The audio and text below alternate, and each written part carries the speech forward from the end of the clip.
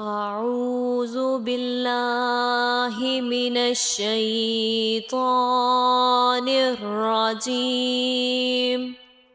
بسم الله الرحمن الرحيم. ألف لام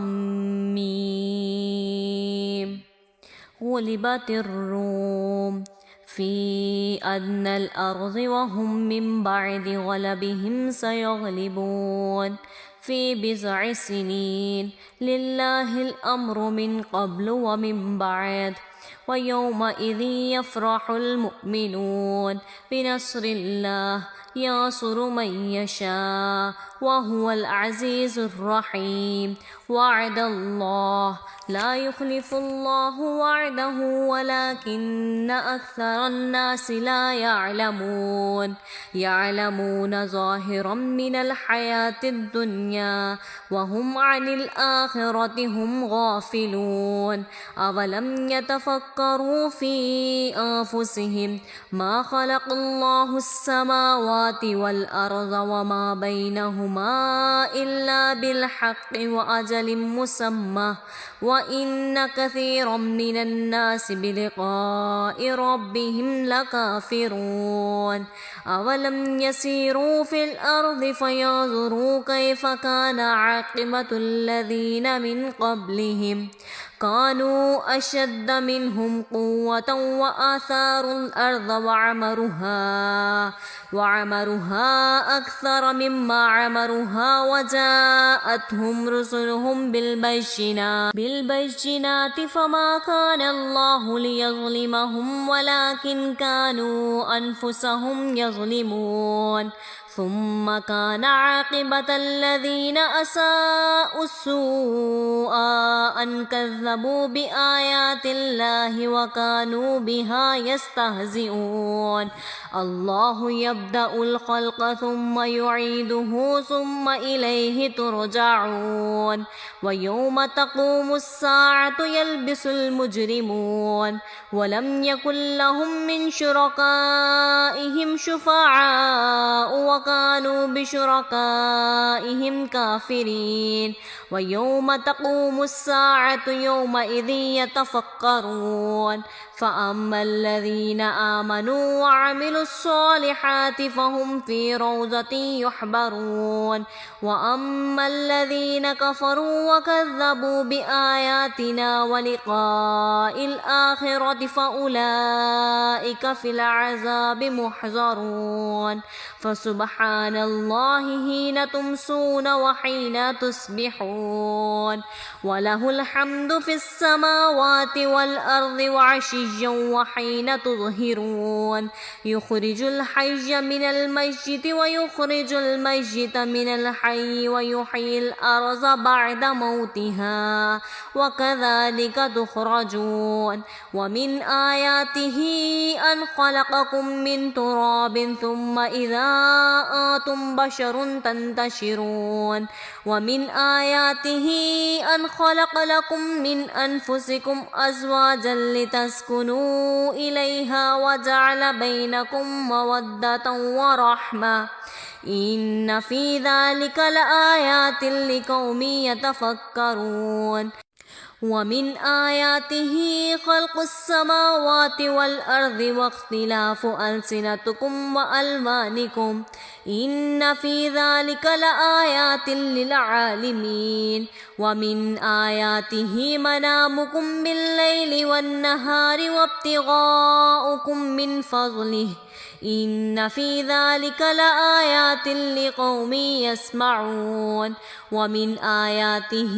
يريكم البرق خوفا وطمعا وينزل من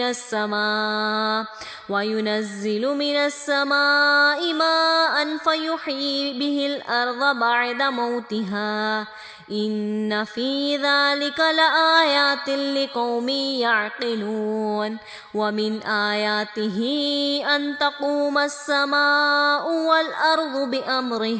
ثم إذا دعاكم دعوة من الأرض إذا أنتم تخرجون وله من في السماوات والأرض كل له قانتون وهو الذي يبدأ الخلق ثم يعيده وهو أهون عليه وله المثل الأعلى في السماوات والأرض وهو العزيز الحكيم. ضرب لكم مثلا من أنفسكم هل لكم مما ملكت أيمانكم من شركاء فيما رزقناكم فأنتم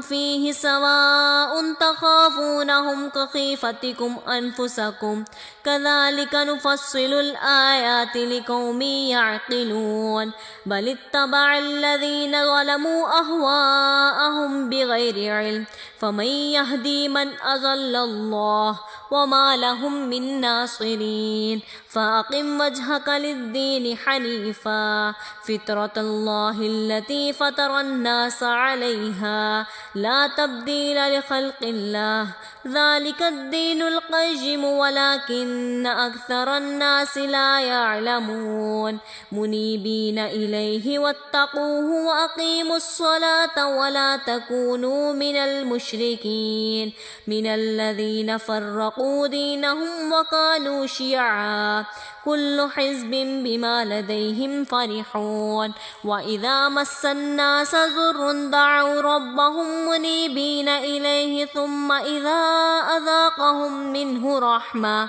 منه رحمة إذا فريق منهم بربهم يشركون ليكفروا بما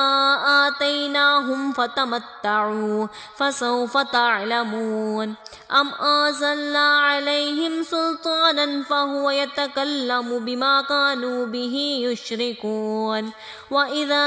أذقنا الناس رحمة فرحوا بها وإن تصبهم سيئة بما قدمت أيديهم إذا هم يقنطون أولم يروا أن الله يبسط الرزق لمن يشاء ويقدر إن في ذلك لآيات لقوم يؤمنون فآت ذا القربى حقه والمسكين وابن السبيل ذلك خير للذين يريدون وجه الله وأولئك هم المفلحون وما آتيتم من ربا ليربو في أموال الناس فلا يربو عند الله وما آتيتم من زكاة تريدون وجه الله فأولئك هم المضعفون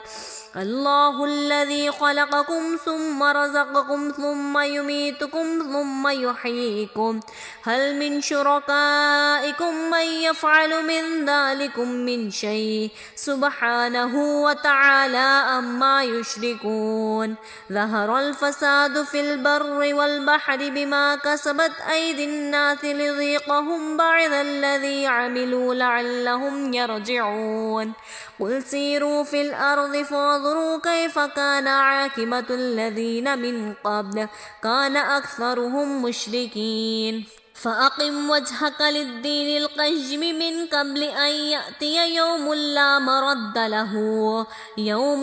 مرد له من الله يومئذ يصدعون من كفر فعليه كفره ومن عمل صالحا فلأنفسهم يمهدون ليجزي الذين آمنوا وعملوا الصالحات من فضله إنه لا يحب الكافرين ومن آياته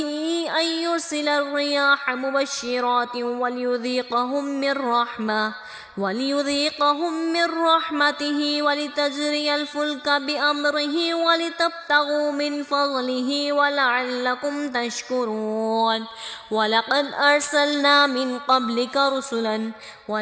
أرسلنا من قبلك رسلا إلى قومهم فجاءوهم بالبينات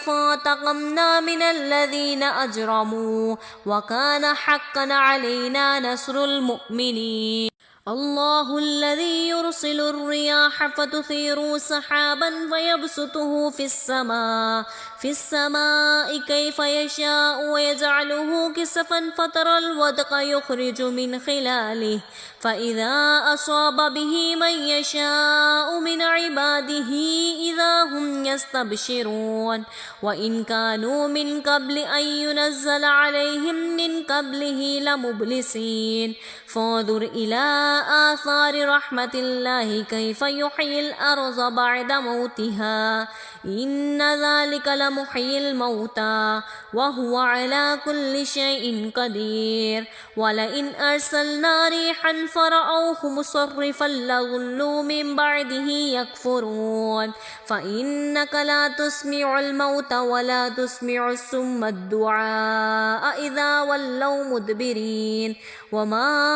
أنت بهذه العمي عن ضلالتهم إن تسمع إلا من يؤمن بآياتنا فهم مسلمون الله الذي خلقكم من ضعف ثم جعل من بعد ضعف قوة ثم جعل من بعد قوة ضعفا وشيبة يخلق ما يشاء وهو العليم القدير ويوم تقوم الساعة يقسم المجرمون ما لبثوا غير ساعة كذلك كانوا يؤفكون وقال الذين أوتوا العلم والإيمان لقد لبثتم في كتاب الله إلى يوم البعث فهذا يوم البعث ولكنكم كنتم لا تعلمون فيومئذ لا ينفع الذين ظلموا معذرتهم ولا هم يستعتبون ولقد ضربنا للناس في هذا القرآن من كل مثل ولئن جئتهم بآيات ليقولن الذين كفروا إن أنتم إلا مبطلون كذلك يطبع الله على قلوب الذين لا يعلمون فاصبر إن وعد الله حق ولا يستخفنك الذين لا يوقنون صدق الله العظيم.